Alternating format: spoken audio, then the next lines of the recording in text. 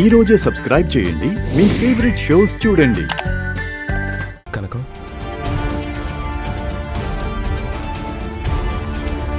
పొద్దున నీ కొంగు కాలింది కదా, ఆ ఇన్సిడెంట్లో నీకేం కాలేదు కదా? నాకేం కాలేదు విహారీ గారు. నిజమే చెప్తున్నావా? మీకు అబద్ధం చెప్పగలనా? పొద్దున అందరి ముందు అత్తయ్య నిన్ను కొట్టింది.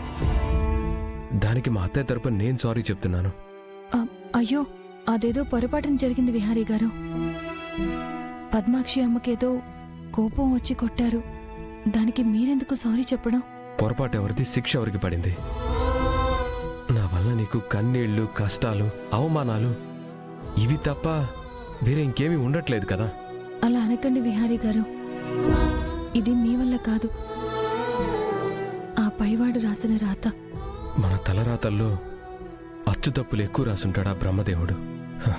అందుకే ఇలా జరుగుతుంది.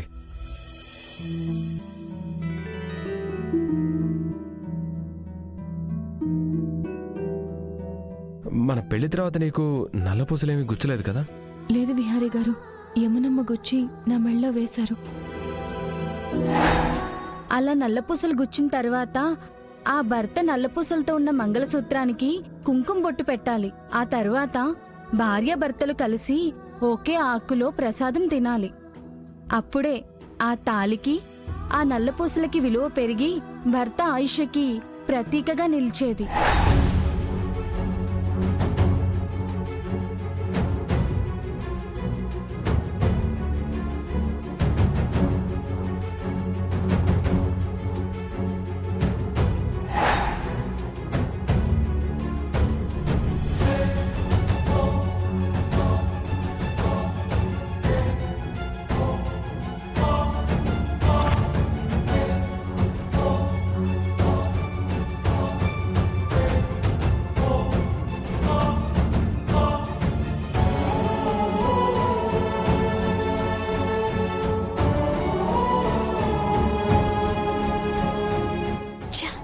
బావేం చేస్తున్నాడు?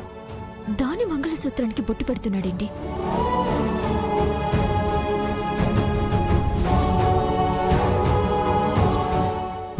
కనకం, కూర్చో, మనం ప్రసాదం తిందాం. మీరు తినండి. కనకం, కూర్చో, ఇద్దరం కలిసి తిందాం.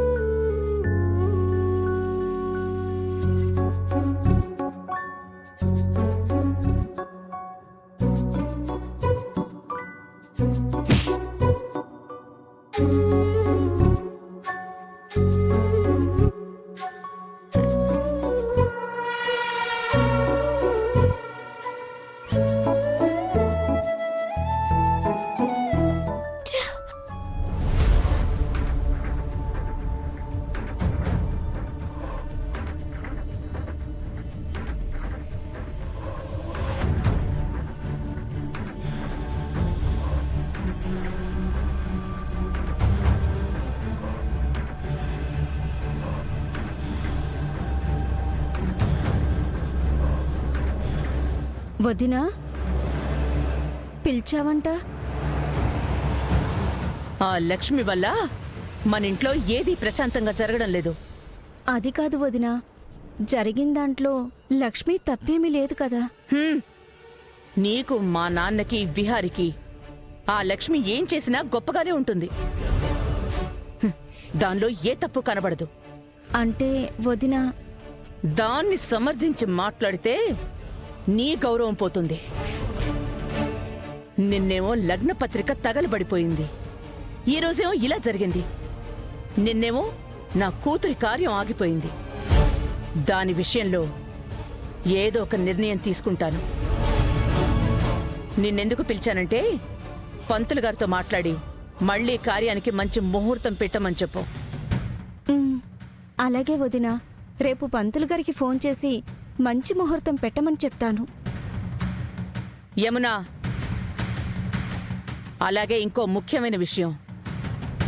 ఇంట్లో ఏదైనా శుభకార్యం ఉంటే ఆ లక్ష్మిని దూరంగా ఉంచండి.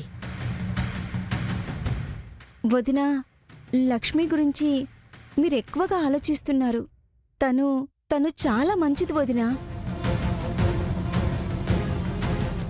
దాని క్యారెక్టర్కి నువ్వు సర్టిఫికెట్ ఇచ్చినంత మాత్రానా అది మంచిదని నేను నమ్మేస్తానా? ఈ ఇంట్లో మీ అండ చూసుకునే అది సహస్రని ఇరిటేట్ చేస్తూనే ఉంది. కొత్తగా పెళ్ళైన సహస్ర విహారి ఆనందంగా ఉండాలి, కానీ ఆ లక్ష్మి వాళ్ళని డిస్టర్బ్ చేస్తూనే ఉంది. నీకు నీ కొడుకు కోడలి హ్యాపీనెస్ ముఖ్యమా, మరో బయటదైనా ఆ లక్ష్మి ముఖ్యమా? నువ్వేమైనా అనుకో, నా కూతురు అల్లుడు మనశ్శాంతిగా ఉండాలి, ఉండేలా నేను చేస్తాను.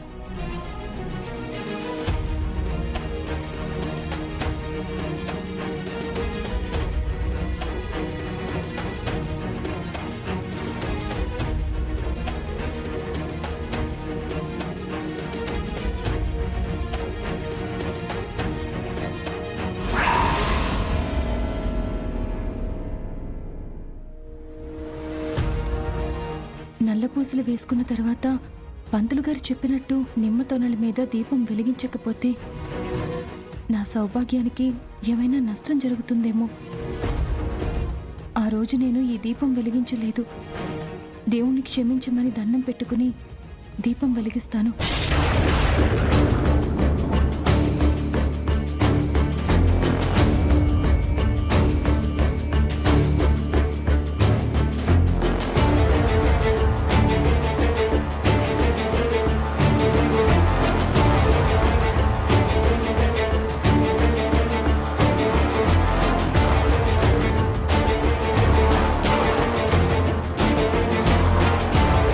సహస్ర, ముహూర్త సమయానికి పంతులు గారు దీపం వెలిగించమని చెప్పారు కదా, పద వెళ్ళి దీపం వెలిగిద్దాం.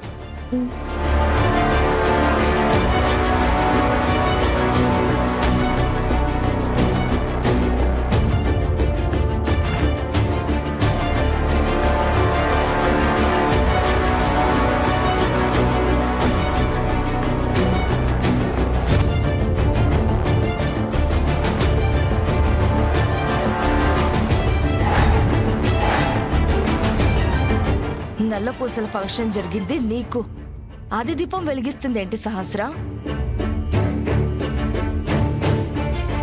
దానికి ఎప్పుడో పెళ్ళయింది, అది ఇప్పుడెందుకు దీపం వెలిగిస్తుంది?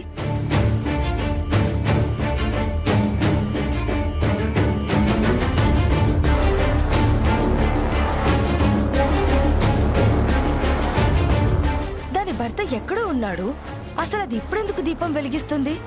నీతో పోటీనా అది? బావ తాళి కట్టిన తర్వాత చేయాల్సినవన్నీ ఇప్పుడు చేస్తుంది లక్ష్మి.